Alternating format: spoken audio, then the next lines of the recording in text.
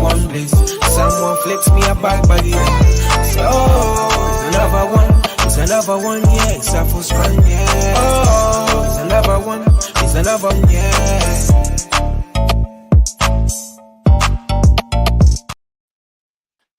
Good evening and welcome to iBoxingHub. If you're new to the channel, please remember to subscribe. I go by the name of Biyenge, featuring yours truly, Rah. What's good? Enjoying the sun, man, just like you. And unlike you, I've got an excuse to wear sunglasses indoors because, as you can see, the angle of my bedroom window has the sun, the afternoon or evening sun, shining straight into my face. But yeah, been enjoying a sunny Sunday out in the country. You? Oh, nice. Looks like nice. You've got 2 buttons undone. Yeah, you've been out in the sun. Oh yeah. Well, no, I haven't been out today. Hay fever, so I'm just surviving. Hence why I got the glasses on. Eyes are red. Yeah, I'm good. Just before we talk about today's subject, just wanting to big up D-Rock in association, guys. Please go onto the website www.drock.co.uk. Type in iBoxingHub 24 and you get 40% off, 40% discount, should I say? Yes, so Rah, you were saying? Yeah. Like I said, beautiful sunny day. We don't get these often, so enjoyed. Big up to our viewers, Jams, also our resident male model. You might have noticed wearing the D-Rock tracksuit. Fits him Indeed. very nice. Look Big at up, that Jams. of a man. I mean, forget, Chris Hemsworth and, Henry Cavill. That's how you want your outfits to fit. So big up Jan, and remember to tune into his shows over on Boxing Media Hub. Yeah, so what about last night? Wow. Just before we go into the main event, I wanted to briefly touch up on the future heavyweight superstar, Moses. Dude, he's skillful. There's something special about this kid. He's only 19. Only 19. Listen, I honestly think you're gone. I'm looking at all the comments online. I've seen what Moses himself is saying. I'm seeing what his manager say. Well, no, not his manager, because Francis Warren don't like talking to me. I think I pissed him off the first time I interviewed him. Not unusual in the boxing industry, but seeing what Frank Warren says. And you know what? Everyone is still doing what us Brits always do, and that is want to be overcautious. I think, no, listen, this is why our greatest talents never get fulfilled and never become the all-time greats. We've got this whole mindset of, no, we got to hold them back. No, we got to be cautious. I think, look, man, sometimes genius is just staring you in the face. And that's what I think about Moses Itoma. I don't want to see them be cautious with him because he doesn't want to be cautious. And that isn't just the recklessness of youth. Any of you who've spoken to Moses, like I did on his, debut press conference, you know this is no ordinary teenager. He's more mature than most middle-aged guys. He knows the dangers of this sport. He knows how ruthless it is. He knows what it involves, but he wants the smoke. So I actually want to see him not only break Mike Tyson's record in becoming the youngest heavyweight champion ever, I want to see him become the first teenage heavyweight champion of the world. Yeah, that's it. I said it. Because you know what? That is etching your name into the history books in a way that hasn't been done in the entire history of this sport. And it's a record that if you can do it, it wouldn't get broken for like another 100 years, I don't think. He's like a unique talent. Justice Hooney, I mean, there's some, typical negative boxing fans are saying, "Oh, when AJ and Fury and Usyk retire, there's no talents coming up." Fuck out of here. There's a hell of a lot of talents, young talents coming through. None more so than Moses. The heavyweight division is going to be great for many years, and like I said, I want to see Moses at the forefront of that. I want to see him break that record. I think no need to be cautious. If you can demolish Mariusz Wach in 2 rounds, when big grown-ass men like Fraser Clark plod for 10 rounds with him, this guy is special. He is. Now, don't get it twisted. I ain't saying chuck him in with the undisputed champ Usyk or Fury or AJ next. No. What I'm saying is, right, next fight, he's dealt with the gatekeeper type, Wach, barely broke sweat. Next one, a top 10 contender. Not the best top 10 contenders.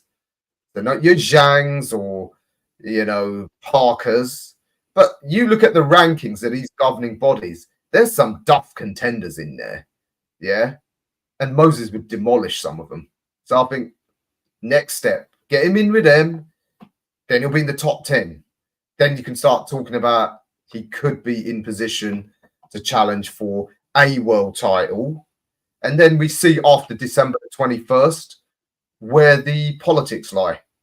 Like I said, I think most likely whoever wins, Usyk or Fury, belts start getting fragmented. Once they start getting fragmented, believe you me, out of those 4 belt holders, at least one of them is going to be suspect.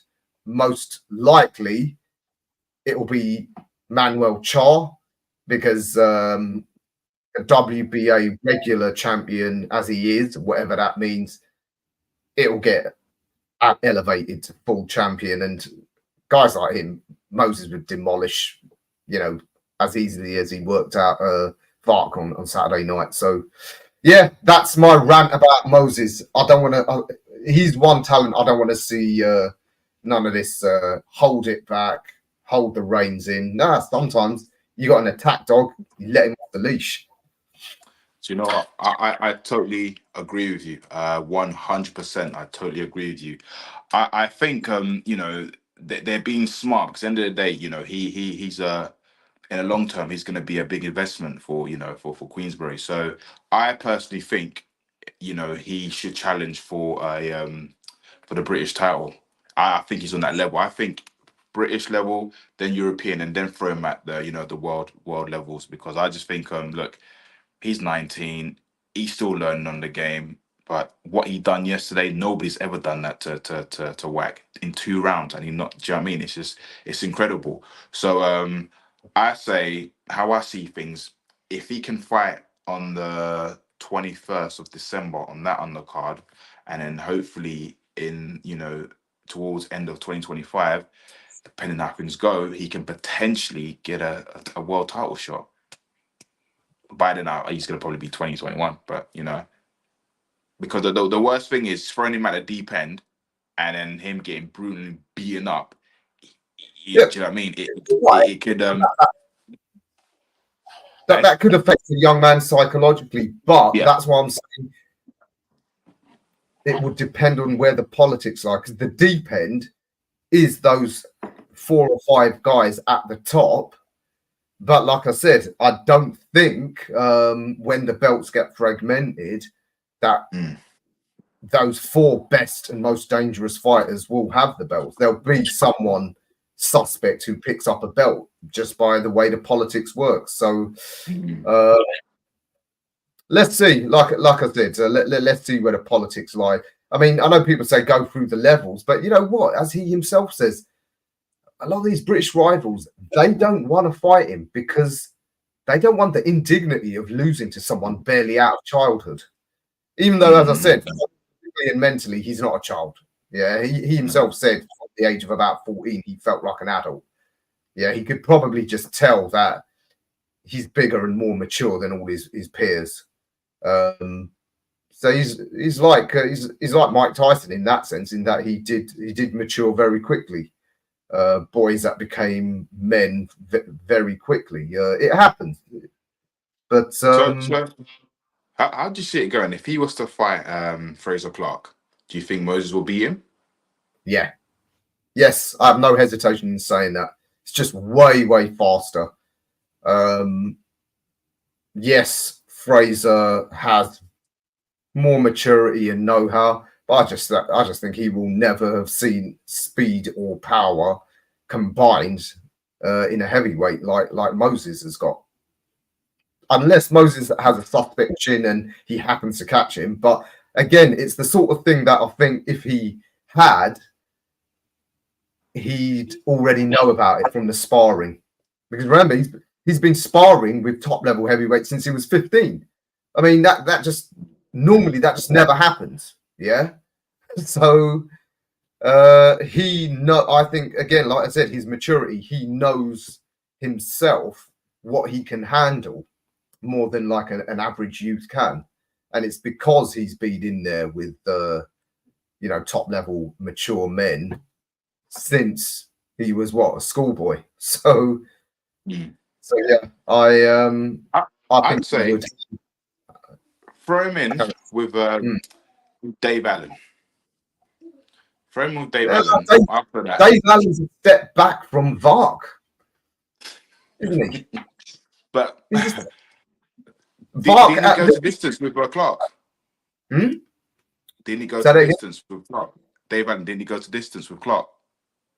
Yeah, and so did Vark. So guys that can go to distance with Clark, we've already seen Moses can demolish them, barely breaking sweat. So I don't think Dave Allen serves it now. I think the next one it's got to be a step up from gatekeeper level. Like I said, in the top 10, top 15 as the governing bodies, there's some dodgy guys there. Yeah. Think about someone like Cassius Chaney. He's only got one defeat on his record, but he's just a walking punch bag, really. So what about John Fisher? Yeah, again, I wouldn't hesitate to put him in with Johnny Fisher, but that fight won't happen because Matchroom was a big ticket seller, and that's no disrespect to Johnny Fisher. I think Fisher is actually better than his critics say he is. I think he's unfairly tarnished by his dad's sort of fat loudmouth persona, but Johnny is a serious fighter, and he's developing nicely. As a good prospect, but Moses is more than good. He's probably a once in a lifetime exceptional talent. So bigging up Moses isn't putting anyone else down. Of course. Yeah, man. Well, the big one, Rah, the big one. I wasn't expecting that at all, but I must say it was amazing. The main event, it was wow. Yeah, it was good. It was wow. Literally, I said it can go either way, but I was more rooting on Joe Joyce because obviously he's the younger guy. But wow, Raw just showed a different level. Do you know what I mean? And like, just think about it. Derek hasn't fought in for a year, 1 year. He's been inactive for 1 year. And look what he done yesterday. Don't get me wrong, it was very close, but he was the first 5 rounds. I gave it all to Derek. Derek was winning. Yeah. Yeah, well, Joe tried to do what the Juggernaut always does. That's chug into a momentum and take over late on, and it was sort of half working. Then he obviously got knocked down. It just goes to show Derek. He's been in the game so long. He knows everything. He knows all the tricks. Importantly, he knows himself what he can and cannot do. So he knows when to just fall onto the ropes, take a breather, let the other guy work without really, doing him any harm, how to get through difficult moments, all of that. That's just, years of experience. How do I think the fight went? So entertaining. But as you know what I wanted the title of this show to be, but it was entertaining in the way when you see dads getting on the dance floor, middle-aged guys, it's super embarrassing. Everyone stops to watch because it's such a good laugh. The quality weren't there. They were both, what was it like? Just a barroom brawl almost. But hey, listen, it was super entertaining. But I mean, of course, all the questions now coming out about should they carry on, shouldn't they? We've heard that all before. I actually don't mind it. And, you know, normally I'm big on telling fighters and making it clear that, you know what the long-term effects of this game are. But they're not stupid. Both Derek and Joyce are both well aware of what the effects are. I mean, look at that opening press conference, Derek said, we're both going to go at it and we're going to come out with less brain cells. Yeah. So that he was absolutely right.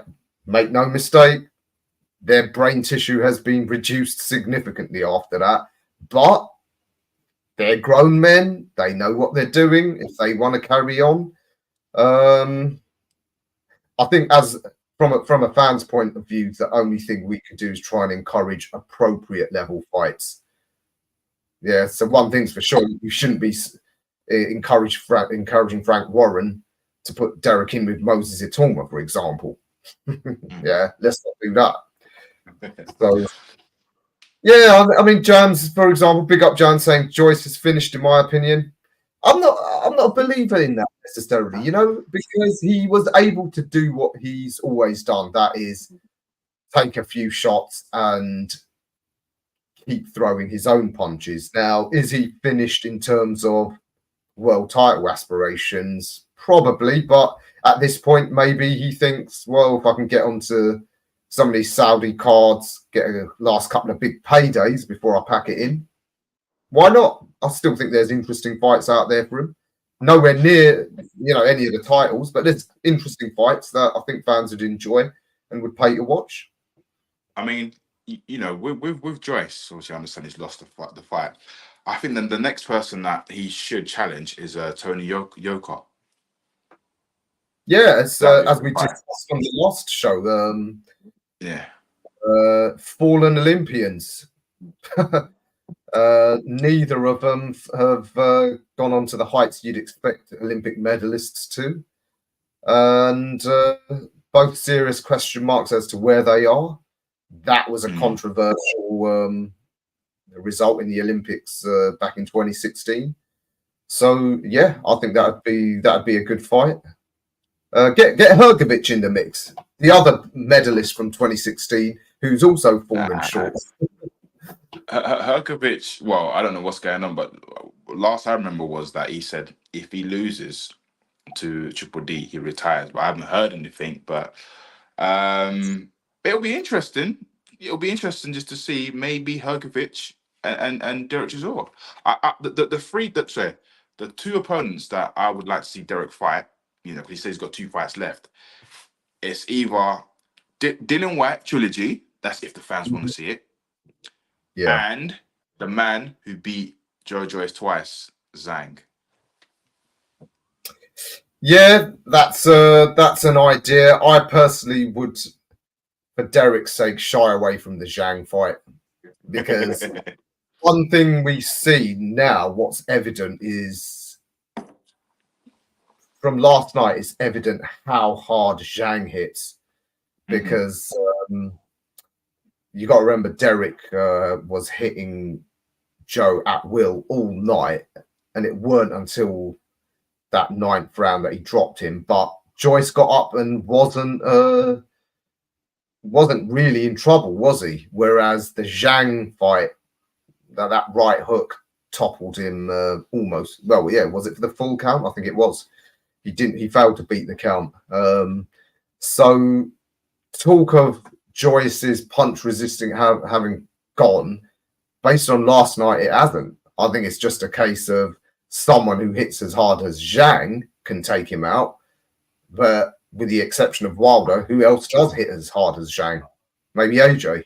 So, like I said, I think that level, forget it. Joyce, he doesn't belong at that level. But the tier below, where there's some good fights, I think Joe can still be in some interesting and competitive fights. Thunder Road asked a good question. Is Don Charles training Tony Yoka? The answer is yes. I've seen on social media the post-fight photo in the dressing room. Don was there with Tony Yoka. And yeah, God, from Olympic gold medalist to small hall show. So, yeah. I'll tell you what I'd like. As you said, I agree with the Dillian White one. That's a logical trilogy because they're both very diminished. The other one, how about Deontay Wilder? They're both 40. They're both great diminished. They're both guys that everyone's saying you should retire now. Wilder's another guy adamant, no, I'm not done yet. And that'd be interesting. Is he done or is he not done yet? Because there was an interview with Malik Scott. He said at the moment Wilder's just enjoying life, spending his money, etc. He doesn't know yet if he's going to come back. But if the opportunity is there and he wants to fight Derek, then would that be in the Saudi undercard or would it be here in the UK? I'm inclined to think it'd be in Saudi Arabia because it looks like both men have a decent relationship with the Saudis. So yeah, I'm inclined to think it would be in Saudi Arabia. Me personally, if I'm honest with you, if Wilder does come back, it has to be Dillian White because they've got unfinished business. I've said this so many times. It has to be Dillian White. With Derek, like I said, he can fight Dillian for the trilogy, and then his farewell fight, maybe Herkovich. That'll be his 50th fight. Yeah, he's hurt. Was he saying he wants his farewell fight to be in Zim? I'm guessing he would rather it's a knockover rather than if not a knockover, someone that he will beat comfortably. So I don't think it'd be any one world level. Even flawed at world level. I think his final fight in Zim, I don't know, get Lati or someone like that. I don't know, but then look, Derek's a warrior. He might well say, "Now I want my last fight to actually be another all-out war. That if I have to get stretchered out, I want the fans to have one last great show to remember me by. Who knows with Derek, but." Yeah, I would not think. Alexander Sankey's making a good point. You need someone slow as hell to get in there with Derek, which isn't hard to fight in the heavyweight division. But so are you not saying Herkovich won't be the person for Derek? Would you say that Herkovich could possess trouble where he could KO Derek? No, despite how bad he looked against Dubois, most people agree that Herkovich is actually very good technically. And remember, he's still much fresher and younger. He's only 31. He's only had the one hard fight in his brief pro career, and that was against Daniel. And it was only the cuts that stopped him. So yes. I think he's way too fresh. So yeah, you want another plodder. Do you know it'd be interesting just to see, right, if Joe Joyce was to fight Triple D? I just want to know if the outcome will be the same or would it be different this time? Yeah, good point. A lot of people are saying, the two big names he's beat, the two heavyweight champs, former heavyweight and now current heavyweight champs that Joyce has beaten. How would they go if they rematched? I'd imagine, based on what we've seen, Parker would, outbox him at a canter, and Dubois would probably stop him now. So, God, how things have changed in 18 months. Thunder Eats, point. Just a comment. Yeah, I think Bacoli isn't. Coley, You don't want to put him in he's with dangerous. someone. Again. So it's Bacoli. I would like to see Bacoli and Dylan White as well. You want to see the fights where there's some beef, don't you? If you want some beef, I actually think White and Wilder's the best one, because apparently didn't White have some history with Deontay's missus, and now I don't know, but she's ditched him. I think as soon as before the referee had even reached the 10 count against Zhang, she was already submitting her divorce papers. So I mean, in terms of fighting, that will be an interesting one, because remember, Dylan White was mandatory to fight Wilder many years ago. That fight never happened, and I think that the time it should happen, I feel that it'll be a big fight here in London at the O2 Arena. Mm-hmm. Yeah, no doubt. Would be a huge fight, without a doubt. Yeah, the hype will just be big. I just want to say on both of them, a point about they should retire. Yes, we all know how dangerous this game is and the damage they're taking. What I would say is, you look at how many fighters, when they retire, or like when they're forced to retire, you look at how their lives spiral out of control. Yeah. So many of them. I was talking to one of my colleagues the other day, and he was shocked when he heard about what happened to Michael Nunn and Jermaine Taylor. They fall out of the game, and then they spiral back into a depression. Some of them get involved in crime.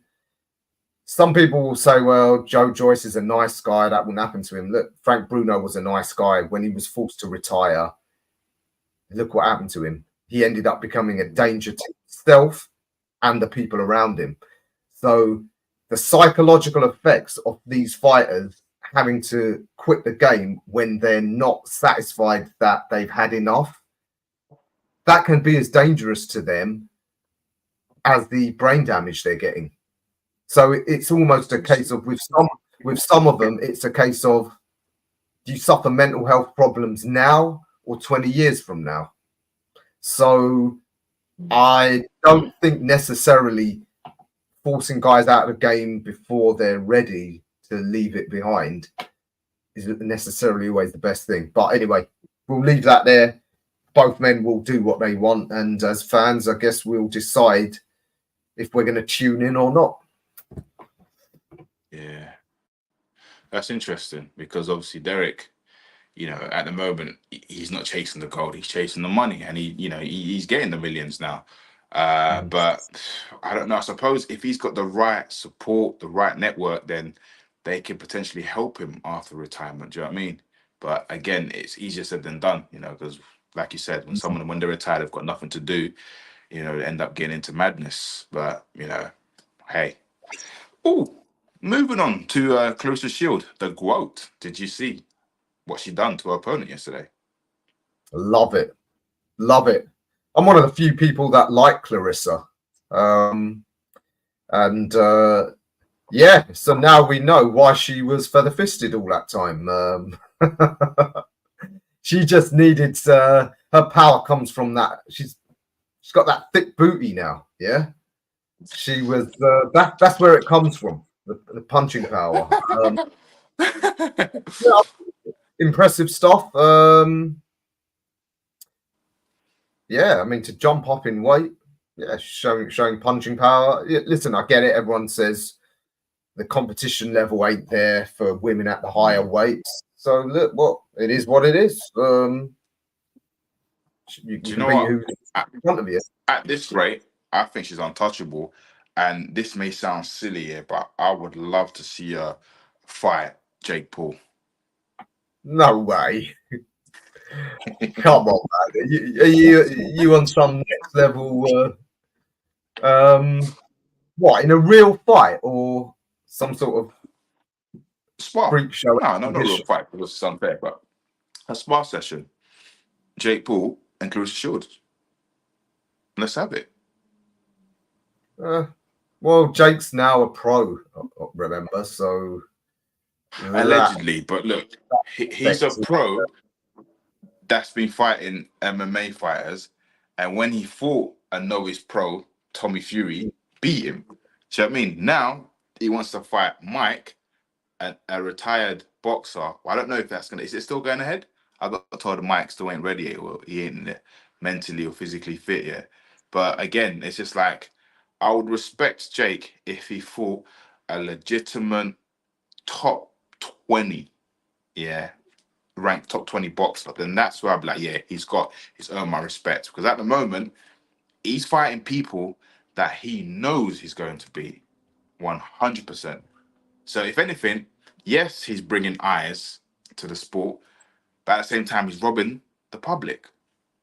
Well, yeah, I'm not a fan of his, but I don't think what he's doing is that far removed from what's been done with a lot of prospects over the year. But anyway, we're not here to talk about Jake Paul. Let's give the Gwoat her flowers. I love her. You know, I love the attitude. I love that she's all in on the entire female industry. A lot of people don't like it, but you know, several times I've dealt with her as media, and she's cool with us as media. She gives us time. You know, I'm big on. I know she's got a diva-ish vibe about her, and you know I don't like that in celebrities. But although she's got that vibe about her, she's like that with everyone. So she's not like, you know, all deferential to other celebrities and other powerful people. And as the media, she gives us all time, which is, I think, is important. She's doing her part to market herself and the sport. You know, talking to a lot of the ladies in the game, they're all friends. You know, you ask them about their rivals, like, oh, she's my friend. Yeah, I guess we're going to fight one day, but we're all friends. I think, girls, this is the fight game. Yeah. You ain't meant to be friends with each other. So what Clarissa's doing, I like it. You know, I think more women need to be like her. You know, go in on your rivals. Anyone talks shit about you or doesn't give you the due you're meant, yeah, go in on them. It's all marketing. It all helps the sport. If she's got to be pantomiming, you know, bad woman, so be it. But yeah, I like it. I like her approach, and you know, I even like a couple of raps she's done. So yeah, good on the quote. But yeah, in purely boxing terms, her biggest problem is it just ain't the depth.